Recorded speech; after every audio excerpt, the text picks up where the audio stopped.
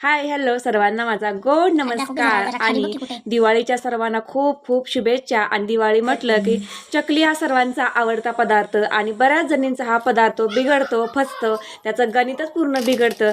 तर माझ्या पद्धतीने गव्हाची उकडलेली चकली करून बघा अगदी खुसखुशीत होईल आणि हेल्दी खा आणि मस्त आणि स्वस्त राहा। तर सर्वात अगोदर मी गव्हाचं पीठ घेतलेलं आहे। ते पीठ आपल्याला एका कपड्यामध्ये बांधायचं आणि कुकरमध्ये एका भांड्यात ठेवायचं आणि कुकरची शिट्टी काढून घ्यायची आणि हे पीठ कुकरला आपल्याला उकडून घ्यायचं आहे। हे किमान 25 ते 30 मिनिटं शिट्टी काढून आपल्याला उकडून घ्यायचं आहे।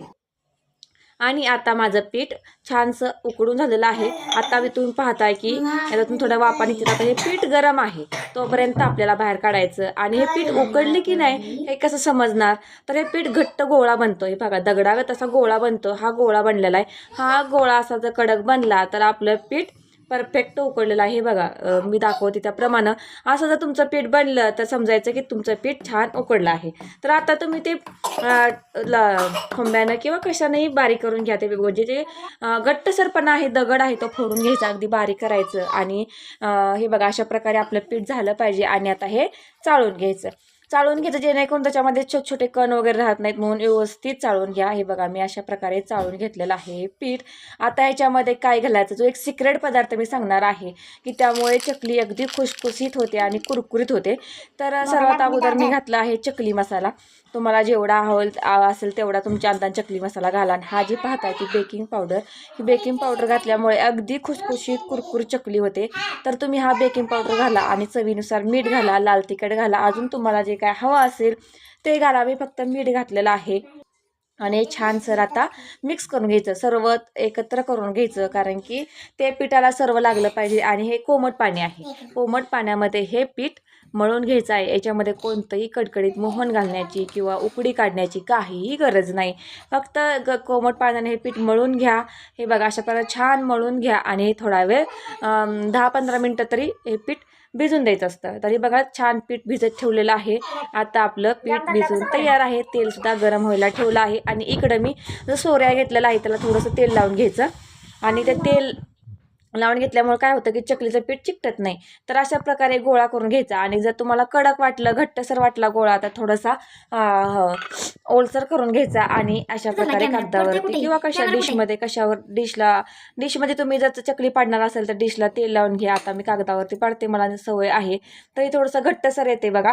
तर मी पुढचा गोळा जो आहे तो थोडं पाणी लावून जसं तुम्हाला दाबता येईल किंवा तुमची जास्त कठीण नाही आपल्याला दाबाय गेलं पाहिजे त्या प्रमाणात सेलसर करायचा, पातळ करायचा। हे बघा अशा प्रकारे मला इझीमध्ये दाबता येईल, बनवता येईल अशा प्रकारे मी हा पातळ केलेला आहे। अशा प्रकारे छान चकली तयार केली आणि चकलीचं टोक आहे ते चिकटवून घेतं जेणेकरून चकली तेलामध्ये सुटत नाही। तर आता छान तेल सुद्धा गरम झालेलं आहे। आता चकल्या आपण तेलामध्ये सोडून घ्यायच्या आणि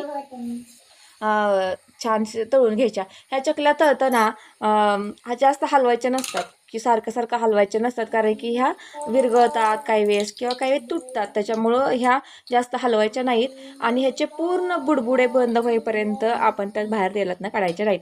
तर ह्या चकली जी आहे ती जर कशी भाजली आपल्याला कळणार, तर हे बुडबुडे येतात, ते बुडबुडे पूर्ण बंद झाले की आपण समजायचं की चकली आपली भाजलेली आहे।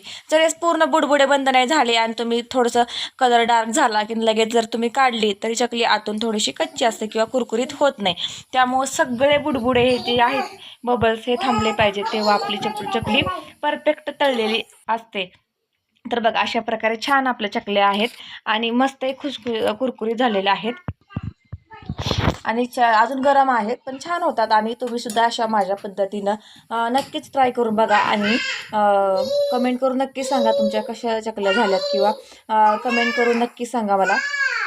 तर ह्या दिवाळीमध्ये प्रत्येक लेडीजला पडणारा प्रश्न असतो, म्हणजे प्रत्येक दिवाळीमध्ये ती चकली कशी करायची किंवा त्या चकली फसते, त्याच्या चकलीचं पूर्ण गणितच फसून जातं।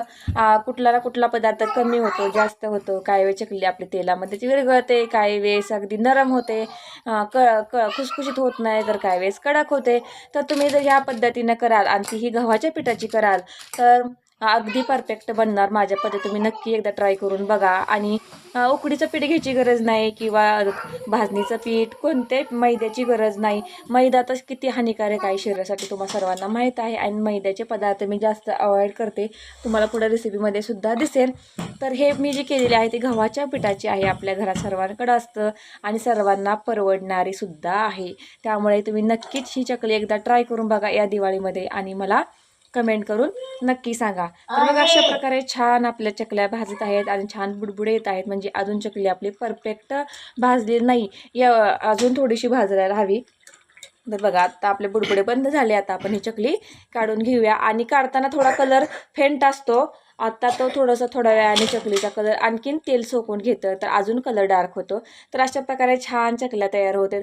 बघितलं तुम्ही, एकही तुटलेली फुटलेली नाही. तर अशा प्रकारे हे आपल्या चकल्या बनवून तयार आहेत. व्हिडिओ आवडला तर नक्कीच लाईक करा, शेअर करा. आपल्या चॅनलला अजून छान छान गावरान चुलीवरच्या रेसिपी आता येणार आहेत, त्या पाहण्याच्या चॅनलला आत्ता सबस्क्राईब करा. आणि चुलीवरचे सुद्धा व्हिडिओ पाहायला मिळतील, गावाकडचे व्लॉग पाहायला मिळतील. त्यासाठी चॅनलला सबस्क्राईब करायला विसरू नका आणि एक लाईक